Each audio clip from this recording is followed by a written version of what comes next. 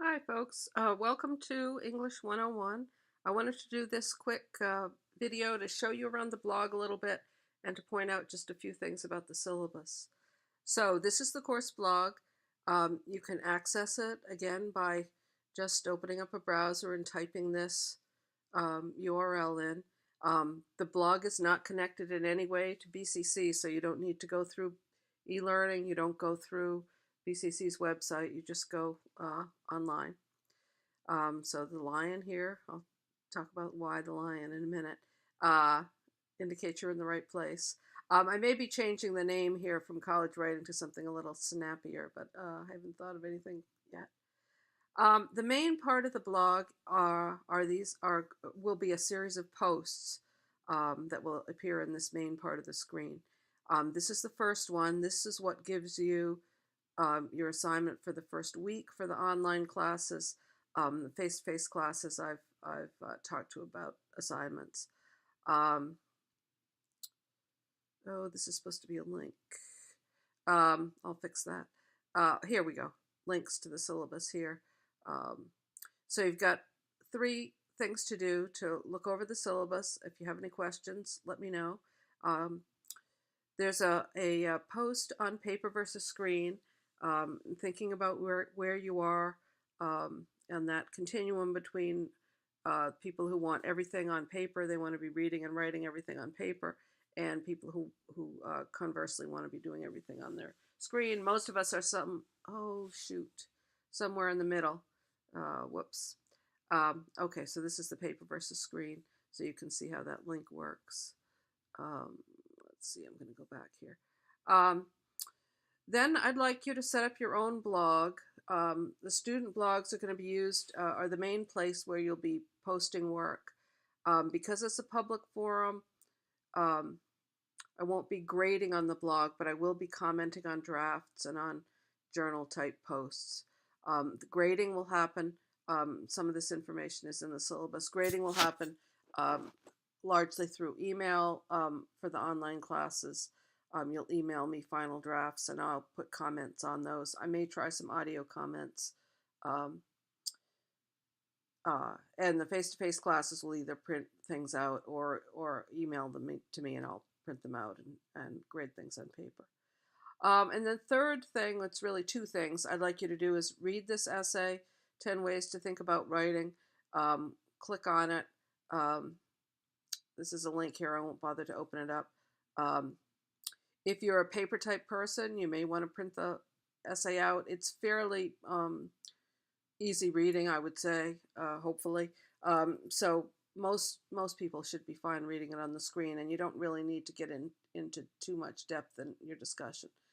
And then what I'd like you to do after you read the essay is to compose a post responding to the essay and sharing a little bit about your experiences with writing through the years, and your attitudes towards writing.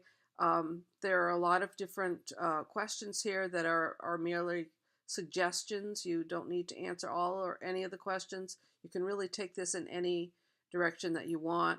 Main couple things to remember: I'd like a substantial post, something on the order of what would be a double-spaced page of writing. And also be sure to make some connection, actually respond specifically to this particular essay or to something that catches your attention in the essay. There is a post, I believe, that shows you how to do posts, so I won't go into that. If you have any problems navigating around the blog, just shoot me an email or post a comment on the blog, and I can do another video if that walks you through some of those steps. So, for the online students, if you like to come in and meet with me face to face, I'd be happy to do that. So this is the assignment for this week. In the future, assignments, generally, the place you're going to go to check assignments is, okay, so posts are here. The sidebar here, a little bit out of order here, gives you some links. It has my contact information. Once students set up their own blog and email me the URL, what I've been doing is adding student names there are two sections here. One is for my two sections on the blog. One is for my face-to-face section. So these are face-to-face students who have added it, and these are the online students. You can't add your own name to the course blog. You'll need to do this by sending me the email, and then I'll an email with the address, and then I'll add your blog. If there's some other name you'd prefer to use other than your given name, some of you told me in your email how to list you in the blog. Other people did not. So if you're not happy with this name, if you want to try to disguise yourself in some way, and use or use some other nickname or other name that you're more comfortable with, please let me know. So this is the list of blogs. At the top of the list, with this asterisk to make sure it stays at the top, is an assignments page. In the future, going forward, this will be the page that you go to check your assignments for the week. In the online class, there isn't anything up there yet because this really gave in detail the assignment. You can see what it's going to look like in the face-to-face class. I did do an assignments page. So you click on assignments. It will have the date that I posted it or the date of the class, and then what the assignment is. So what I did here was just really summarize what was on that post that we were just at, Welcome to English 101. Here is a link. These green bold indicate links. This just brings you back to the where we were. It may take a little while to get used to the way you move around on the blog. So if there are things that I want you to read on the blog, rather than expect you to try to hunt through and find them, I will do this by putting links. So sometimes the links are out onto the web, but often the links may just be to some other part of the blog. So if you can't find anything, just let me know. Maybe the link isn't working or I forgot to link something. But what my intention is that this assignments page, which for the online class again will be here, will be the one place that you'll need to go to find out what you need to do. It will give a link to what you need to read, whether it's on the blog or elsewhere. It will tell you what writing that you need to do and where it's supposed to go, whether it's supposed to be a comment on the course blog or whether it's supposed to be, as it mostly will be, posted on your own blog, or maybe a comment that I ask you to put on other students' blogs if you read their writing, or it may be something that I want you to email me or for the face-to-face class hand in on paper. So again, this assignments page, that's really key. The other thing I guess I wanted to do in this video is okay, one more thing. So we've got the posts here, chronological, let's get back to the main part of the blog. So home will get you there, or clicking on the title of the blog will go through home. So this is getting me to the main part of the blog with the posts. The posts are chronological, most recent stuff at the top. So if you look at this and it still says Welcome to English 101, there's nothing else, hidden somewhere below there. When I add a second post, which will probably be in a few days, it will be at the top here. Typically, I'll expect you to, pretty much read everything on the blog. So on your assignments page, again, there'll be a link to a new post to ask you to read it. The third part beyond this, these posts here, these links on the side, and notice there are some links at the bottom here. These are really links that are the substitute for a writer's handbook. If you're a paper person and you feel comfortable using books rather than online links, you may want to pick up a writer's, if you don't already have one, some kind of writer's handbook. There are tons of them. If you go to a bookstore and go to the reference section, there usually is a little writing section that will have some handbooks. You can get probably a number of them. If you go to Amazon and look for writer's handbooks, you can probably get a used one for really cheap. Just make sure that if you get something in paper that it's something recent. We're going to be using the Modern Language Association's guidelines for citing sources, and that changed in, I think, either 2015 or 2016. So you want to make sure if there's a reference section in the Writer's Handbook, which there should be, that it has MLA 8, the most recent version of MLA. But if you are comfortable using things online, that all of that sort of information about grammar and punctuation and citing sources and all that is obviously available online. These are some of the um, handiest sources that I refer students to. And typically, if I see you have some grammar problem uh, or issue that I want to give you some information about, I usually will provide it as a link and often from one of these sites. So you might want to browse around and see what's available in some of these sites. And then you might expect to see some links from me to a particular, you want to know how to use semicolons or whatever. There's a great page on semicolons here in this site, Punctuation Made Simple. Okay, so links here. The other part, third part of the blog, beyond the posts and the links, is up at the top here. It's not really very obvious yet, but as the course goes along, I'll be building this out. This is really, these are pages at the top. The difference between this and the posts is that these stay where I put them. And so they're in handy, handy to access. They're really sort of a replacement for a textbook.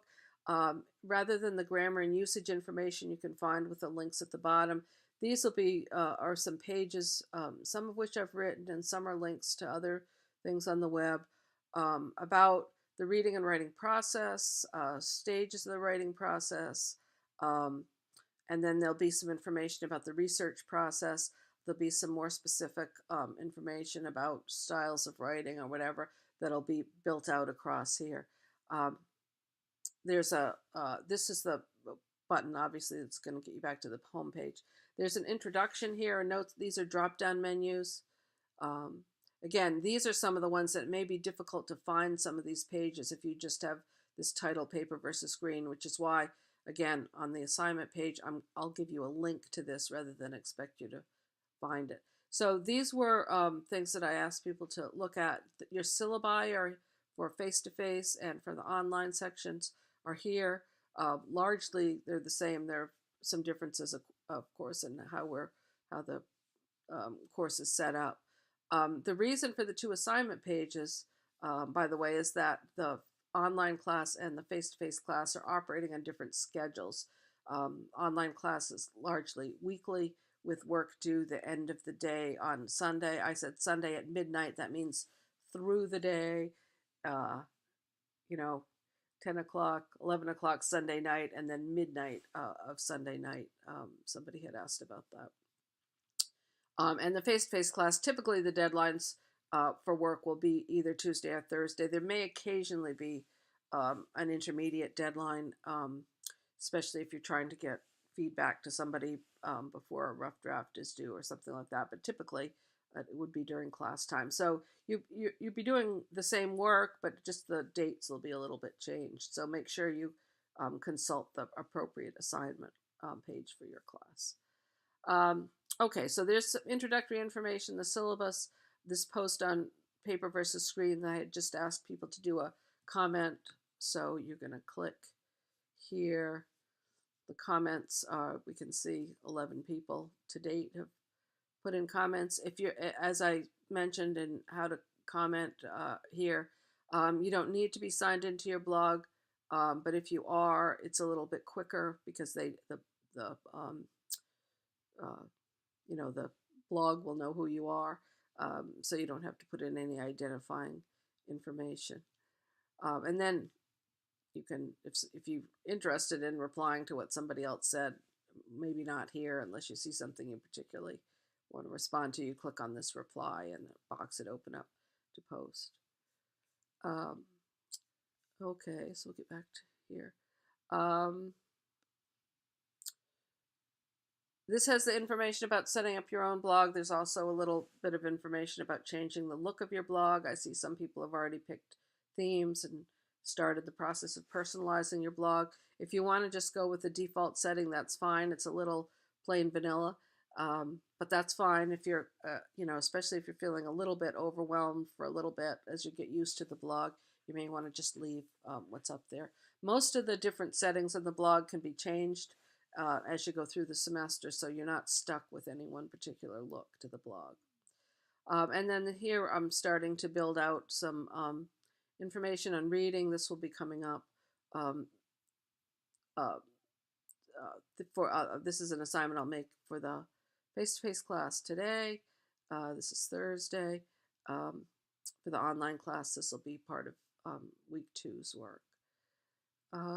Okay, syllabus. Let's get into the online syllabus. So if you click on here, the syllabus opens up. Contact information. Let me just quickly see if there's a high points I want to touch on. Course description comes out of the catalog, so read over that. Student learning outcomes tell you the different skills that I hope you'll acquire over the course, so read over that, and we'll be coming back to these as we go through the different assignments. This, again, all work due by Sunday at midnight. Red is a color that I use to refer to deadlines typically. So green is hyperlink, red, hopefully not too many of you are colorblind. Green is our hyperlinks, red are deadlines. There's some grading information here. We're going to be doing 3 standard type essays and one project that involves a couple different pieces that's coming in at the end of the semester. There's information about the portfolio project a little later in the syllabus. What this means basically is that you'll submit at the end of the semester a cover letter plus 3 pieces of writing drawn from these 4. This one may be pieces. You might be able to use a part of this and compile it into a portfolio. Your portfolio is submitted to 2 faculty readers. I'll talk a little bit more about it as you go along. The faculty readers aren't responsible for grading you in the course, but they do score the portfolios pass, which the vast majority of portfolios pass. We're just looking at sort of, do the portfolios meet minimum standards for the course? Some portfolios that are exceptional get a pass with distinction. If a portfolio fails, it does not mean you're going to fail the course. I give you the grade in the course, but it does mean there's some writing issue that the readers identified across your portfolios, and they'd like you to get some. I'd like you to revise 1 or 2 of the pieces in the portfolio. You work with a faculty tutor. Often it might end up being me or someone else, another faculty member, who helps you to revise those pieces. You get an incomplete in the course until those pieces are revised, and the portfolio can be resubmitted to the portfolio committee and judges at that point. Most of the time, the portfolios pass at that point. At that point, the incomplete that I had given you because you had a portfolio fail, I'll change it to the grade you'd earned in the course. It's a little bit of a complicated system, so if you have any questions about that, please let me know. I'll be saying some more about it and writing some more about it as the semester goes on. There'll be some short writing that you'll be doing, mostly on your blog, but again, for the face-to-face classes, some of that will be on paper. Lots of little pieces of things, that adds up to 20%.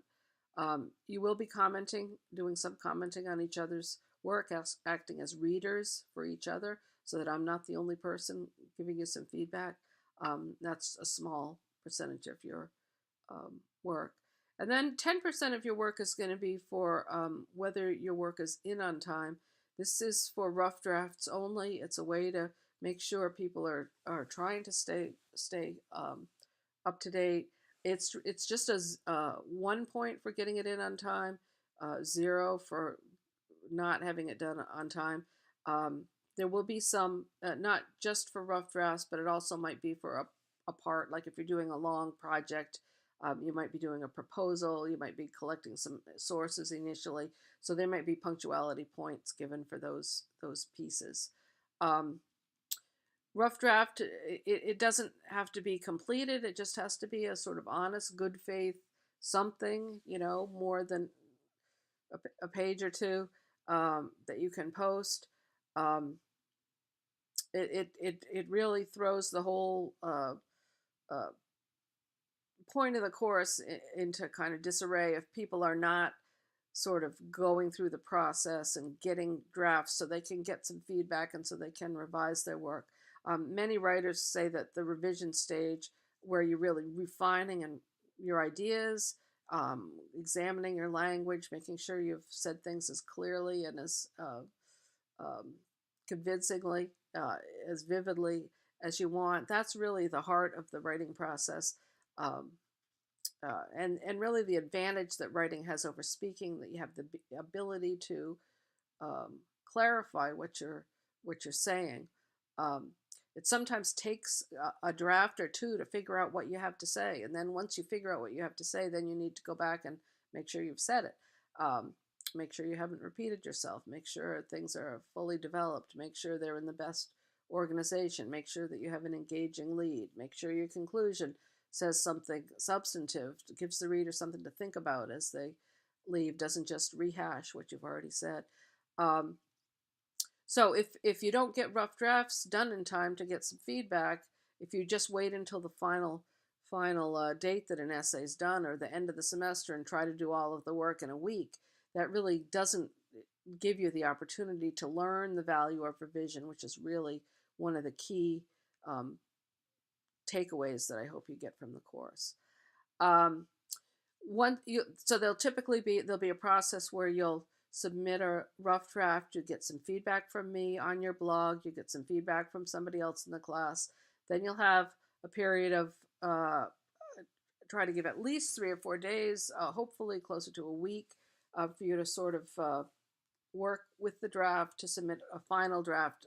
The quotations here indicate that there will be a due date where the final draft will be due, and there's some penalties for uh, late drafts. But you can't. That's once I give you a grade on a final draft, you can always revise it and resubmit it, and then whatever grade you get, sort of at the end of the process, will be the one that counts. Um, I do expect you to make substantive changes if you're submitting revisions after the final draft, not just throwing in some commas and fixing some spelling mistakes. And then at the end of the semester, hopefully we'll have some time built in for you to decide what you want to put in your portfolio and to then, if you haven't taken me up on the opportunity to revise a final draft, you may want to touch things up before you get them in the portfolio. Do note that for one assignment, you can have an extension. You need to notify me before the due date, and then tell me when you're going to turn the essay in within the next week. A lot of times students forget about this one extension. This doesn't apply to rough drafts. This is for final drafts. Rough drafts aren't graded, so there's no, besides this punctuality point. So there's nothing really, and that's, sort of, if it's late, you've already lost this punctuality point. Participation policy. This is an important thing to notice, especially if you've been a student here before. There's a college-wide, we do have a new withdrawal policy. If students stop coming to class or stop participating in an online class, in the past, faculty could withdraw them from the class so that they didn't get an F, they got a W instead of an F.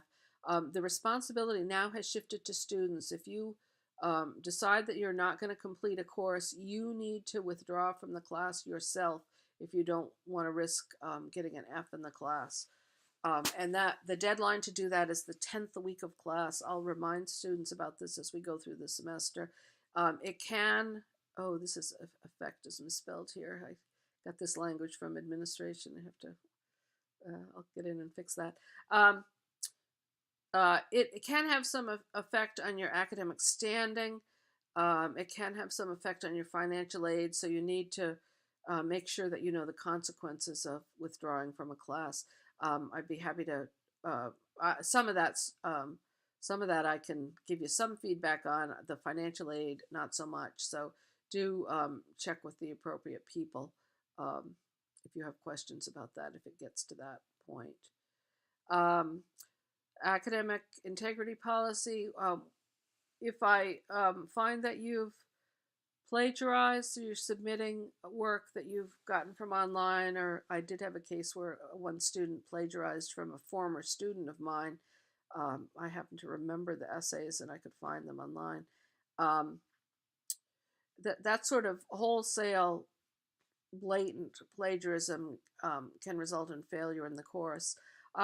There are some people who need to learn how to ethically cite sources and how to put things in their own words, how to use quotations. I'm going to try to catch that sort of unintentional plagiarism, um, where people are just too close to the source. I'll try to catch it in the rough draft stage and give you a warning about that. That's something to look at. Be careful of when you're um, looking at your peers' work. You want to maybe spot check their sources to make sure they're not too close to the original wording. We'll be talking about plagiarism, or you'll be reading about it as we get deeper into the course. Disability policy is sort of standard if you normally would have accommodations in a class, or if you had an IEP in high school and think you'll need some kind of accommodations here at the college. It's your responsibility to say something to me and then to contact the Office of Disability Services. There's contact information here. Here's the information about the portfolio project, and here's the schedule. These are what I think we're going to be reading. There may be some changes as we go through, and there undoubtedly will be some additions, but this gives you a sort of sense of the layout of the course. The format of this didn't really work too well when I copied and pasted from Word, but I broke things down into units. We're going to talk after we get through an introduction and get people set up with their blogs. I've got this first unit. I just happened to run across this Why Facts Don't Change Your Mind from the New Yorker a couple months ago. It seemed, there's all this talk about fake news and a lot of talk today. It's sort of in the climate about what are facts and how do we form our own judgments. Seem to really be some key ideas important to think about in a writing class, and in a writing class where you're going to be doing some argument, trying to convince people. So this is going to give us an example to look at some, maybe for some of you, these texts may be a little bit difficult. They're not scholarly sources, but they do rely on scholarly sources. So we'll be able to talk about the reading process, and then also to talk about some features of the writing by looking at these two articles. And then there'll be an essay that you'll write based on that. And then I have 3 topics that we're going to look at. You won't necessarily be writing exactly about this topic, but sort of essays growing out of things we read. So for each of the units, we'll have a few readings that we'll do, and we'll talk about some ideas in the readings, and then there'll be a writing assignment that either is based on the particular topic, or is based on something about that type of writing. In some cases, you'll be able to go off and come up with your own ideas. So this first one is about zoos, hence the lion at the top of the page. Um, and as when we get into it, I'll explain a little more. There was a sort of long distance argument between one of my daughters who's vegan and my sister who's a biologist about whether zoos were ethical, whether it was ethical to keep animals in captivity. It just seemed like an interesting argument. Each of them had some sources that were of varying qualities, so it seemed like a different sort of thing to think about. So I stole that idea. We're also going to look at toys and gender, which seem to be, I'm a fairly new grandmother, so it was an interesting idea kind of that came up, and this boy toy, girl toy kind of thing. There's an interesting TED Talk by a 14-year-old about who had a petition that she ended up sending to Hasbro, and it had some effect on their uh, the way they think about gender and toys. So we'll do something. You won't necessarily be writing about gender and toys, but some sort of proposal for a change that will be targeted at a particular company is what I'm thinking. Um, I teach this course a lot of different ways. I've taught it dozens and dozens and dozens of times. This semester is a new version of the course, so it's a little bit of a work in progress.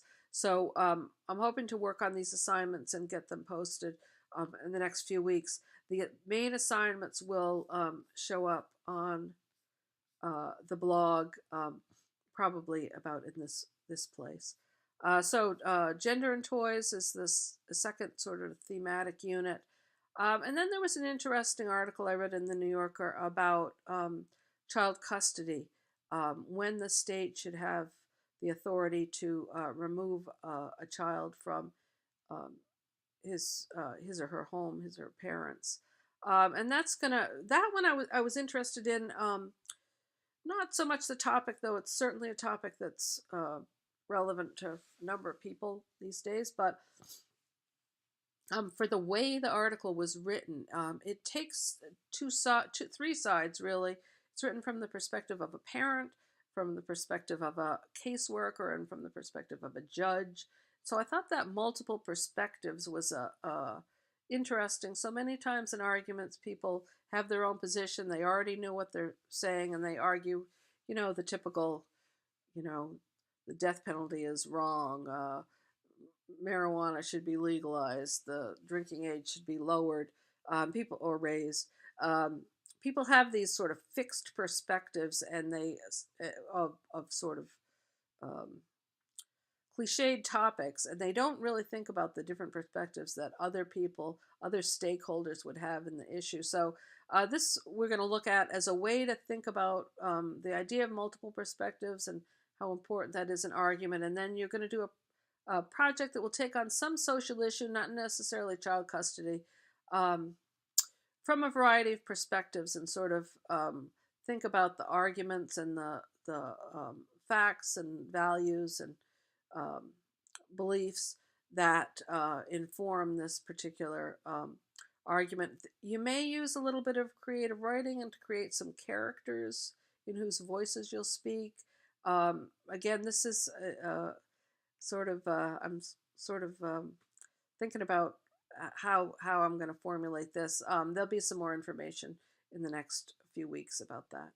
And then we'll have hopefully a couple weeks or at least a week to do final revisions and to get a cover letter written. So as I say here, this is a tentative schedule, just to give you a sort of an idea of the layout of the course. That assignments page, again, for your particular section will be the most accurate, up-to-date um, uh, things to do and times to do it for the course. Okay, well, that's an overview. I'm getting a little long-winded here, so I'm gonna uh, um, close here. If you have any questions, stay in touch. And again, for online students, I'd be happy to get some names and faces put together. If you're free during the day, my office is on the Fall River campus in the library, so be in touch if you'd like to meet with me face to face. Okay, good luck. I'm looking forward to seeing your work. I've already seen some comments and some writing that's really piqued my interest, so I'm looking forward to getting to know all of you over the course of the semester.